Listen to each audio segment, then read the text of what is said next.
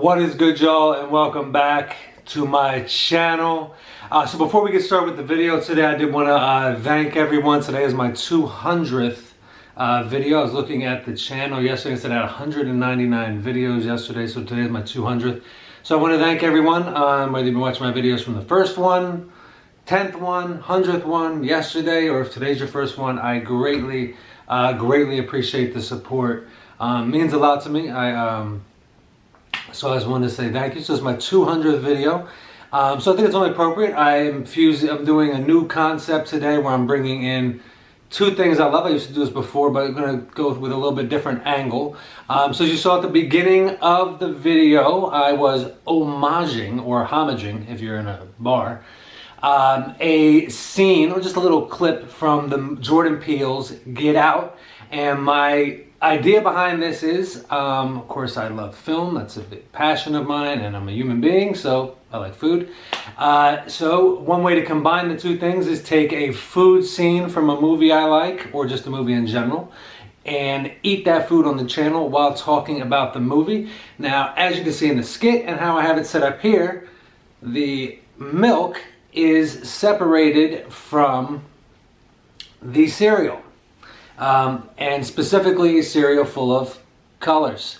Very much a metaphor for the movie, but I'm not going to indulge in Rose's sick concept. And who eats cereal like that anyway? Who sits there and, but obviously it's a movie. So we're going to put the milk on here, and then I'm going to eat the cereal so it doesn't get too soggy. I'm going to eat a lot of the cereal first before we talk about the film. I haven't had Fruit Loops in forever, so this is a good way to do it.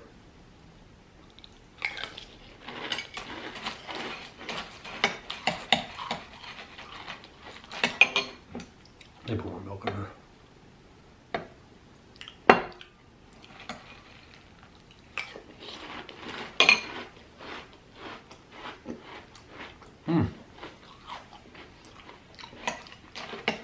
Fruit Loops not one of my faves, but I was more of a Fruity Pebbles guy, but of course this is appropriate for the video. But always got a lot of flavor, full of sugar,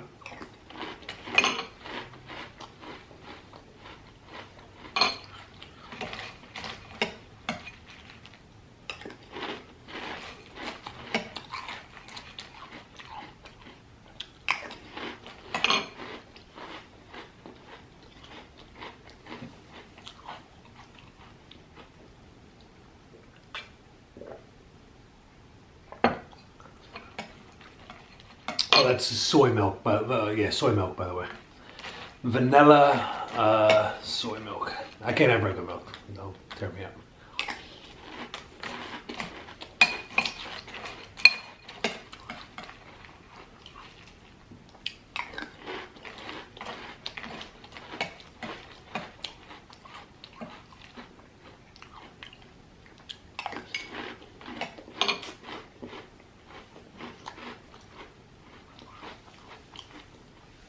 Let's talk about the movie a little bit. So Get Out is directed by Jordan Peele and stars Daniel Kaluuya and Alison Williams. Came out in 2017. It's debatable if it's a horror or thriller. That's kind of a debated thing with the movie. I do consider it a psychological horror film, but if somebody calls it a thriller, I wouldn't argue too much. Takes a lot of its cues from movies like The Stepford Wives, and also homages and takes little parts from The Shining and Halloween, which we'll talk about. It's about this young couple, probably in their mid to late 20s. Chris, African Americans, aspiring photographer. They live in New York City together. I think it's Brooklyn that it's implied. And his white girlfriend Rose Armitage, who is a part of the Armitage family, who they are going to visit for a few days. Now he's just going up there to visit his girlfriend's parents, as you do. It's fairly innocent enough concept. But he asked the natural question, do they know that I'm black? And she acts like it's not a big deal. Like, yeah, do they need to know? Yeah, they need to know. So anyway, Chris is naturally uncomfortable. His friend Rod, played by Lil Ray Howery, who is the breakout star of this film and the comic relief. Anytime you have a thriller or horror movie, you always need somebody there to bring the humor. So Lil Ray Howe, we praise Rod, who's staying at Rose's and Chris's apartment in New York and watching their dog.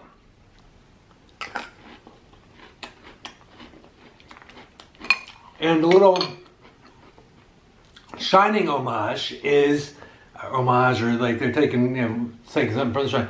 The Shining takes place at a hotel, distant, but you have Halloran, who is the cook, who is communicating via Shining with Danny. So Lil Ray Howe replaying Rod is very much the Halloran. He's the outside source, and he's kind of telling Chris, anytime Chris gets a chance to talk to him, like Chris is like, hey, this is going weird. And Rod told him right from Jump Street, don't go up there. Do not go. There won't be any spoilers in the video, but I'm not going to spoil it. Anybody who hasn't seen the movie, I absolutely recommend it, 1,000,000%. But anyway,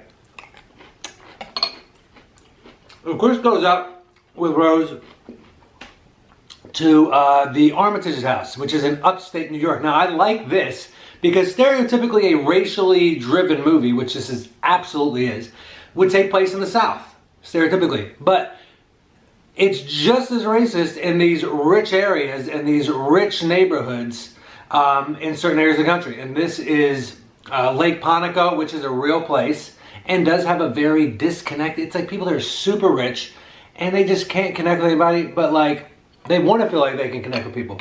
And Chris gets up there and that's what it's like. Like these people are trying to connect with him and they think it's cool that he's black, oh my, all that. There's little signs all around him. Now, I'm not going to say, I'm not going to spoil the movie, but is he paranoid? Is this all just in his head? Or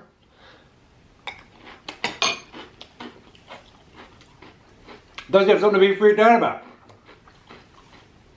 Are these signs that are all around him, are they just paranoia? Are they delusion? Somebody that's just, out there?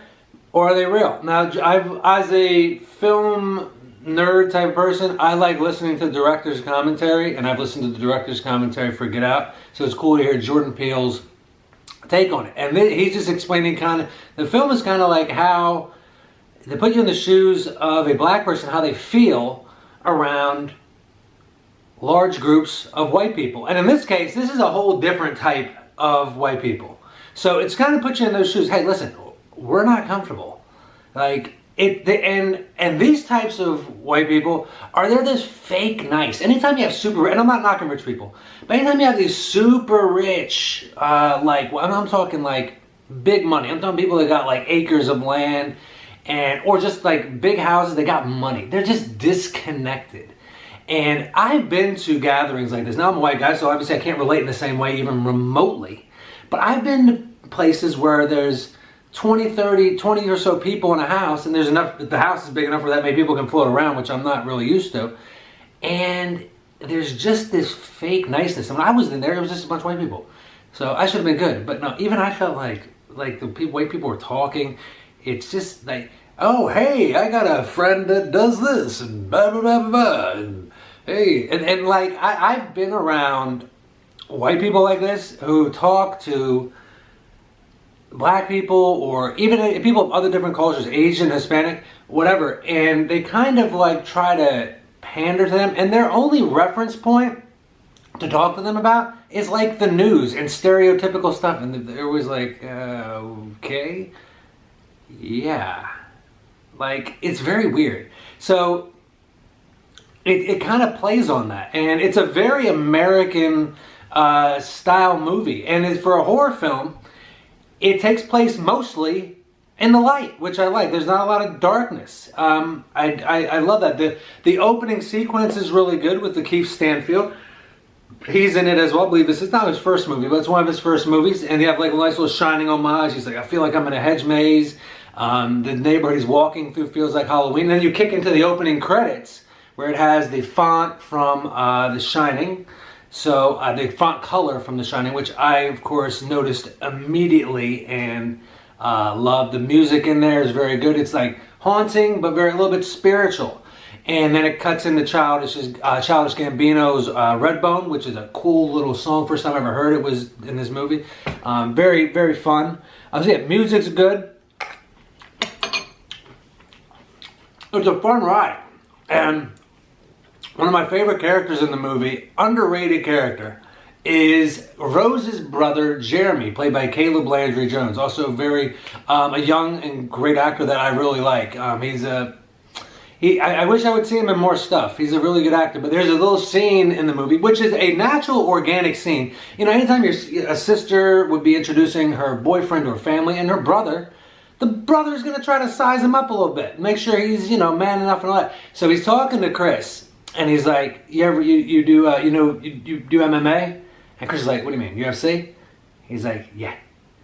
He's like, I did judo as a kid. And then, even when I first watched it, I loved this. And then Jordan Peele noted he liked it as well when Caleb Landry Jones, he was like, judo? It's just his response. It's just, it's chilling, but it's something that a brother would say, but it's also something that a little bit of a lunatic would say. The way he says it. But yeah, again, I don't want to spoil the movie, but I really enjoy it. It's good. It's tight. There's no extra. There's no fat on the movie. If you're paying attention, you can kind of figure out what's going on. There's a lot of telltale signs, a lot of good foreshadowing, even early on in the movie. There's a scene with a deer, which, if anybody saw my Stand By Me review, I do believe in deers as kind of, I don't know, kind of omens and, you know, spiritual type creatures, I guess, for lack of a better word. You know, I do take them a little bit differently than others based off of my own experience. But yeah, it's just, it rewards rewatching. You know, any good movie, and just like The Shining, you can get something else out of it each time you watch it. So I just rewatched it last night. I wasn't like locked in because I'd seen it, you know, 5 or 6 times already. So, probably a couple more than that, but you know, I had it on just to kind of pick up on stuff. And there's new stuff I pick up on every time. And naturally, I'm mad at myself for not, you know, I'm not going to, well, yeah. It was a very fun theater experience. I saw the movie twice when it came out in theater. I don't know if anybody remembers the trailer, but what drew me in, I barely knew who Jordan Peele was. I knew he was on Key and Peele, didn't really know much about him. And I saw this trailer of this guy just running at the screen, running full blast at the screen. And then he just, whoop, he's running and then, whew. And I was like, I don't know what that was, but I want to see it now. So when it came out, I was there, I think, opening weekend. Great, obviously, as you can imagine, being it's a racially driven movie in America, and there's a lot of couples, black, white, you know, and who cares about, you know, but like, it kind of like, you know, where the black guy's looking at the white girlfriend's weird, or vice versa, you know, stuff like that. Like, are your parents going to try something? It's just like a little fun. It's a great experience. It's an interactive movie. One of the cooler theater experiences I've had. Not the best, but, you know, horror, thriller. Jordan Peele also did a movie called Us after that, and more of a true horror film. I like Get Out better. I believe it's one of the best, probably top 15 movies of the last 10 years, maybe more than that. As a horror fan, I like it though. Yeah, it rewards on rewatch. So if you haven't seen it in a while, or rewatch it and just like pick up, like just pay attention to some of the dialogue and some of the background stuff. And the colors. Rose wears a red, white, like my shirt, but just red and white rather than black and white. And Chris is wearing blue, so kind of American symbolism there. But yeah, very good movie. If you haven't seen it, I would love to watch. If someone who hasn't seen this before, I would love to watch it with them for the first time. It would be a super cool experience. I always like watching movies either that I like with someone for the first time, or if they appreciate the movie, we'll call it like that as well. Or something like this where it's just like, you know, there's things to figure out. There's like a little bit of mystery. But guys, thank you for joining me today. Again, thank you for being with me through 200 videos. I greatly appreciate your time. Y'all take care, be well, and have a great day.